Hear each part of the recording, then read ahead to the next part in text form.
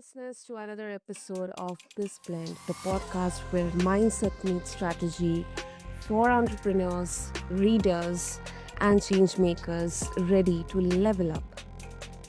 Now, listeners, I'm Hosam as always, and today's guest brings over 30 years of international experience in educational leadership, recruitment, and mentorship.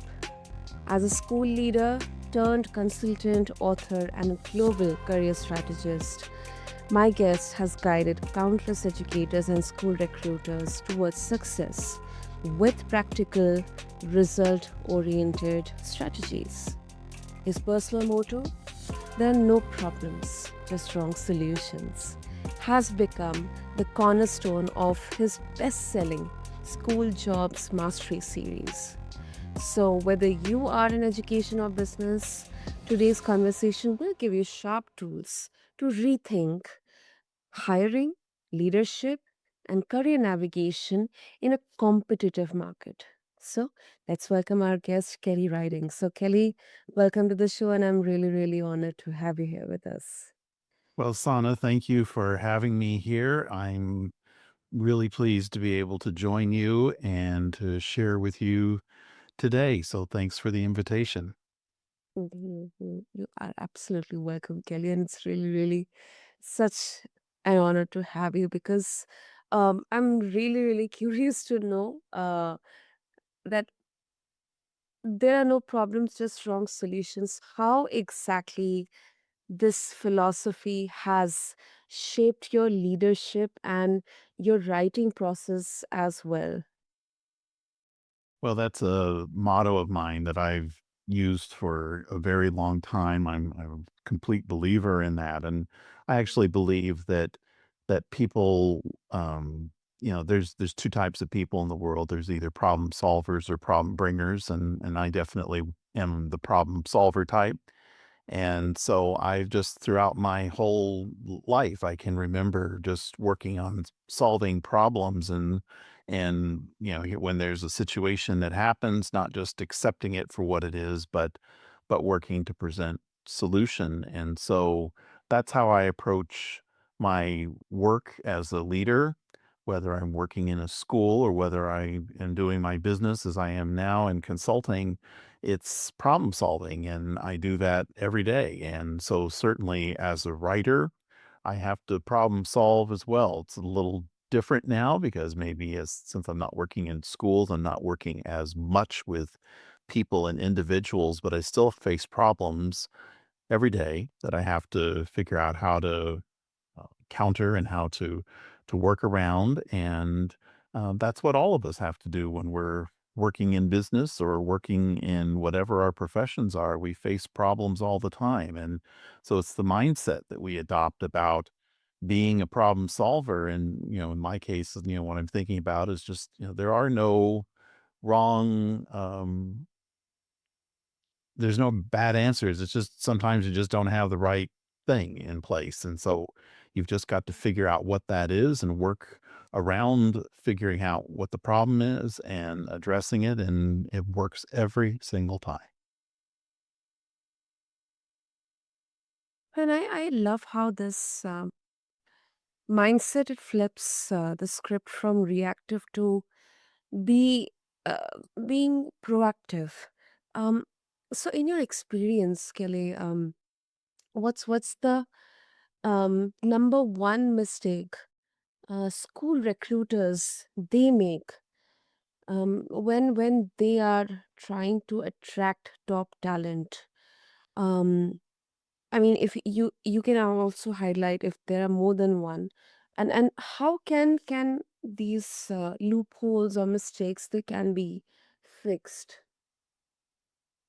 Well, that's, I think, is a question when you talk to most school leaders who do hiring, they're often going to bring up the topic about sometimes they've made some hires that have not been very good ones. And where I made those same mistakes just like other leaders in schools have done. And at some point, if we're problem solver, we have to look at problems as a collective, and we have to say, okay, if these things are happening enough, then the problem isn't the things that are coming at us, but rather we're the problem. Something that we're doing is not right. And so that's what I finally encountered. And I realized that, well, the problem in making some poor hiring decisions wasn't because just there was only bad candidates out there. It was something within what I was doing that wasn't a good part of the process. And I think the same thing is true for other leaders as well. And so for what when I started approaching the problem, trying to figure out how to solve it and to figure out what to do about it, I realized that the biggest problem that I face, and I believe other leaders face too, is the way we go about doing interviewing. Instead of looking at attitude for candidates and how does that attitude match with our organizations, instead, it we tend to focus on skills. And skills are actually eas easily learned in most cases by employees. And so instead of focus if people have the right attitude about approaching things with a growth mindset and being willing to learn new skills, then that problem is going to be easily solved. But the attitude problem can't be easily solved because attitude is who those people are deep down inside. And so it's just like what we were looking at and talked about just a moment ago. It's about the idea of people are either problem solvers or they're problem bringers. There's not going to be an in between, and so it's hard if somebody is not a problem solver. It's going to be hard for them to do otherwise. Just as it would be hard for me as a problem solver to suddenly become a problem bringer. That's just not who I am. And so it's a matter of attitude, and we have to use a specific strategy in order to make sure that we identify that attitude. And that's not just in schools; it can apply to any business and any place where people have to hire employees to work in their organizations. You know, I am so happy that you mentioned about it, because this is something I realized gradually over in my career as well, that uh, m- yes, skills are important. It can be, industry specific skills, but what I believe that it's more about the attitude, because you're not only just contributing through your skills, but you know or just you're not just performing for the company or for the organization, for the team, but you are going to be a part of the culture, you are going to be a part of the team, you are going to uh, you know I think attitude is such an important uh, you know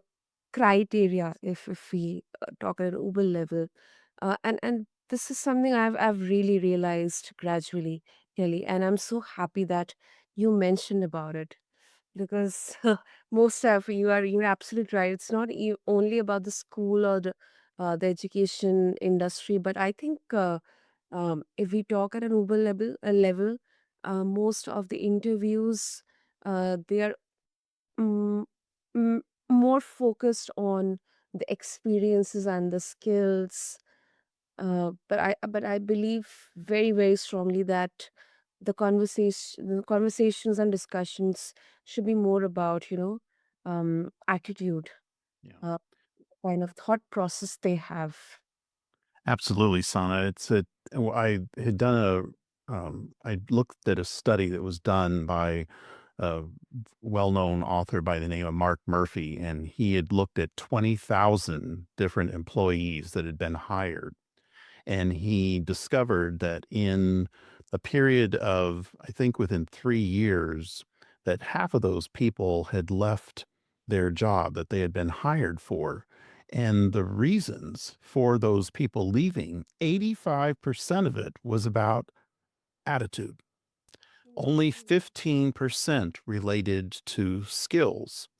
And so when people have the right skills, or the right attitude rather, they're going to be able to figure out the skills. But as leaders, we have to figure out what are the attitudes that we need to have in the employees in our organizations. And so the attitudes aren't necessarily going to be the same for every organization. We have to figure out what's part of our work culture, just like you just mentioned about the importance of work culture. And so we have to figure out what is valuable and necessary for that in order to find the right people and hire them to come into our organizations. Absolutely. Absolutely. Oh, okay. Oh, great, great. Kelly, and your books, your courses, I mean, you have written Teach or Lead Abroad, and you also have created the gift hiring method. Yes. Um, so it is focused on both, these are focused on both job seekers and school recruiters. Mhm. Um, what's Are there any specific or just one maybe universal principle that both sides they tend to overlook in this hiring dynamics? Well, I think it connects to similarly to what we've just been Yeah. mentioning, but I think that really the for the job seeker, I always emphasize that prioritize finding the right school, not necessarily the job. And I think for the person who's recruiting, they have to prioritize finding the right person that fits the team, not just filling the position. And they're kind of if you think of it sort of like a coin, there's two sides to every coin. And when the school and the educator match, then it makes good sense, just like it does for any business. Everybody who hires employees, they need to find the right match for their organization. That's going to be the most successful employees that they have. And people who are working in a business, whatever that business is, they want to find a place that fits with who they are deep within and what resonates with them. And when we have found that, and we've stayed true to that process and stayed true to locating the right place and the right employee, we'll be successful. Mm-hmm. And I would love to know about the gift hiring method. I mean, first of all, if you can give us a glimpse of this method, and I mean, was there any particular moment or a turning point in your experience in the leadership that kind of turned into or translated into this framework? Well, many years ago, I had helped to hire somebody that didn't quite work out very well in the school, and it was just sort of the straw that broke the camel's back, so to speak, and it made me realize that there was something wrong with what I was doing in the process that made these kind of hires possible. No leader goes out to try to make a bad hire. We all put our best faith effort into doing it, but sometimes it doesn't work out. And so why did that happen? So I began researching to figure out what I could do differently. And so the process that I developed, which has now evolved into the gift hiring method, is one that has developed over years of putting this into practice. So it involves identifying um, looking for the attitude of those employees or the candidates that we're seeking to hire and trying to find who they genuinely are in throughout the interview process, not just the interview, but the whole process that they go through in order to find a job in our workplace. And so, gifts is just about gathering information and with purpose is the whole idea behind the gift method. And so it's looking designing a strategy to be able to find the right employees who match us. So it's about identifying our school's work culture and our identified work culture, what we want, our desired work culture, crafting questions that help us in the interview to find people who match that work culture that we want to create within our organization, structuring the interview by training the people who are doing the recruiting so that they can do the interviews in the proper format so that they can listen for and find those gifts that we want to find within the candidates. And then structuring a process that is one that is sustainable so that it's carried on from candidate to candidate in finding the right people to fit within our organizations. And it's also about keeping our recruiters faithful to the process as a whole, and that we have to do the certain things in order to make sure we find and hire the right people. Hmm. That's interesting. That's interesting. And um, you know, Kelly, I think that this is definitely such an interesting highlight of your career, that you have worked and lived across different countries, um, cultures. Um, how has this global lens changed the way you think about leadership and professional growth? I mean, are these very cultural specific, or the basics, the fundamentals, they still remain the same irrespective of the country or the culture or the people?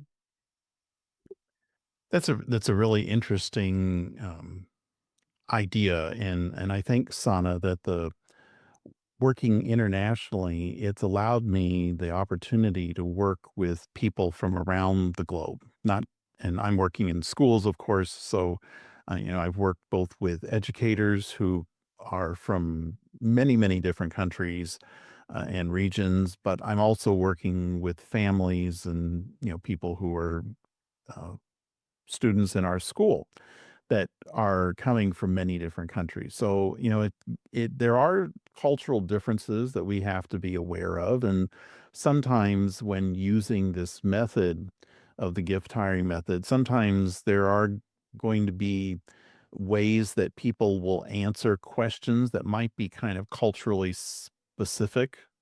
And so, that's something that you have to be aware of and what those differences are, and then you have a different way of asking questions so that you can still get the information you need. You just may Mhm. not find it uh, easily. So, if you ask it the same way of people in different cultures, they may respond in different ways. But I think for the most part, people value hard work, and that's actually a skill or a attitude that people have that's actually universally valued in most cultures around the world. But sometimes we have different ways of doing things, and so um, some cultures may do things one way, other cultures do things another way. Doesn't necessarily mean it's wrong or right, however it's done, but it's about the end result and getting to that. And so we have to be aware of that when we're working internationally and we're hiring people internationally. We need to be aware of those differences. Hmm, I agree. I agree. And I think with remote work and international hiring, um, I think this is so relevant for our listeners as well. I mean, those who are, I mean, irrespective of any industry they are in. But I think for those who are thinking about global expansion or remote teams, I believe this is definitely going to be relevant. And Kelly, let me just, you know, uh, um, kind of flip the discussion here. That some would say that in hiring industry or hiring systems, structure like your gift method, they would be too rigid for the real human decisions, because it all depends on case to case, on people to people, person to person. How do you respond to critics who believe that hiring should rely more on instinct and the real time chemistry? It shouldn't be very structured. Well, that you're right. There certainly are um, people who are doing hiring that believe that the process is more fluid and that it's about luck, it's about how it feels. But actually, I think that can get us in trouble because, most people, when they're going into an interview, they're going to be calm. They're going to be in a cool brain moment when they're going to be answering questions and it's going to seem quite reasonable. Everything is going to look great. But you really have to dig into figuring out who these people are and what makes them tick. And you have to look at all the clues that are there. And generally, they're going to tell us what those clues are. In my experience, I mean, I've probably done, um, well, I don't know, can't even say exactly how many interviews, but certainly hundreds and hundreds and hundreds of interviews using this method.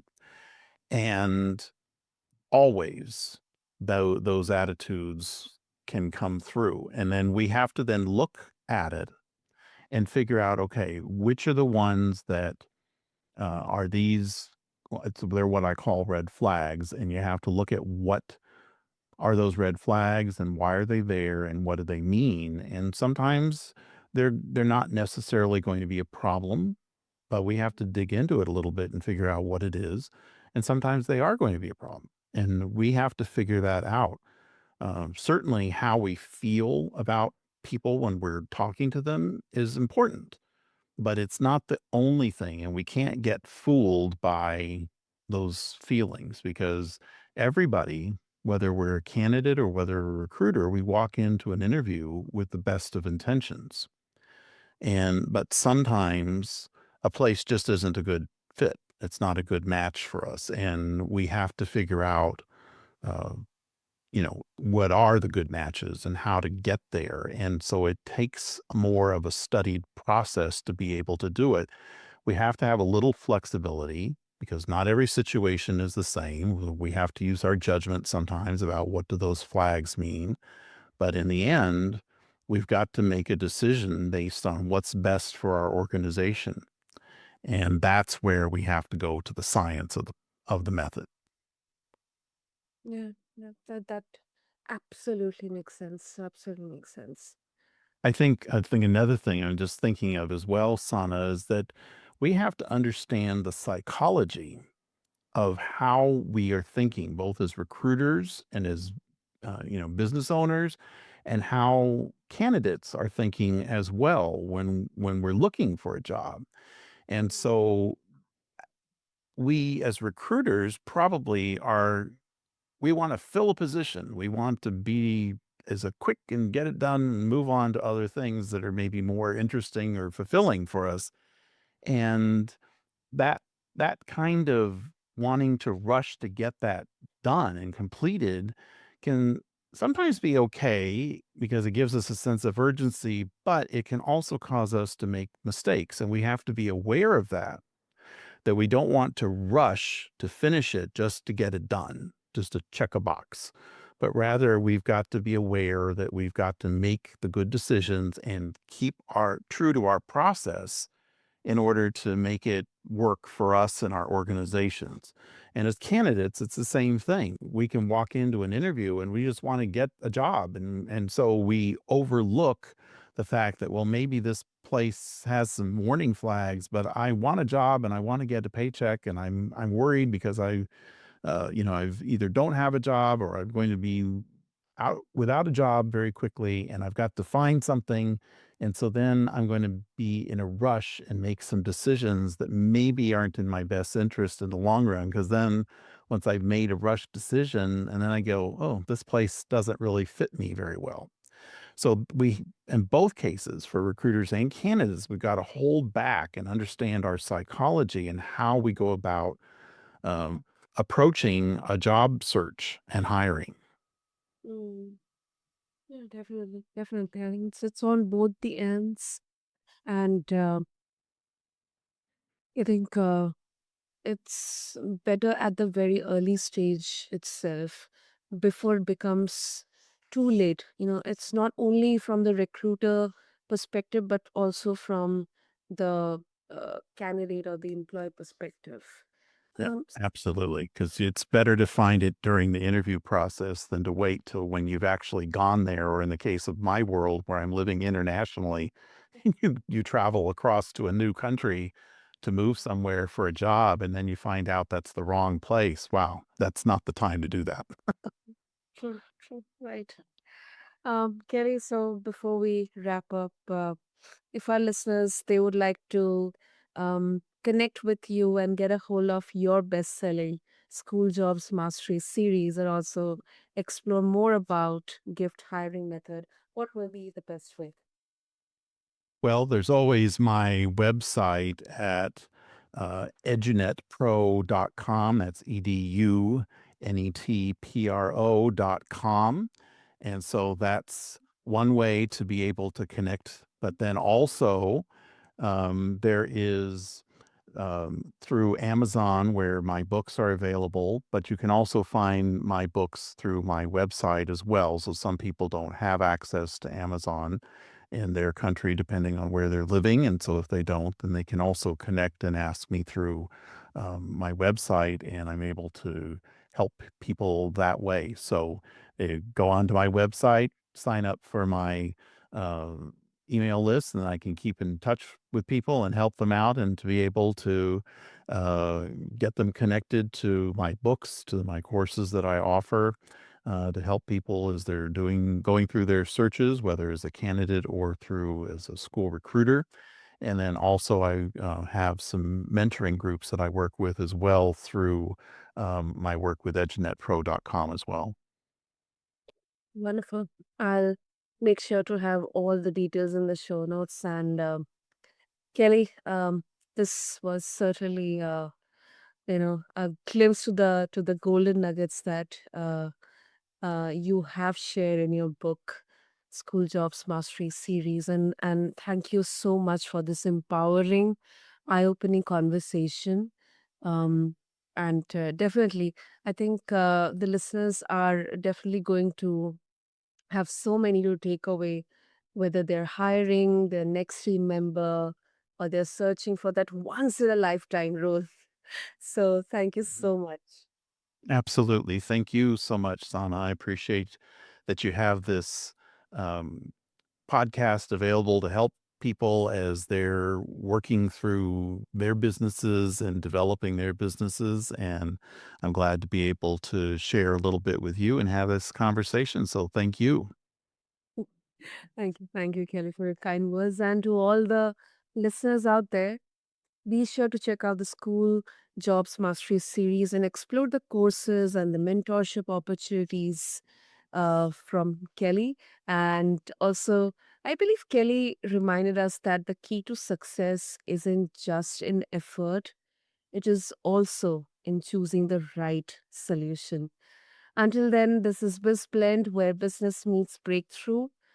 Until next time, keep blending strategy with soul. And I'm your host, Sarah, signing off. Thank you.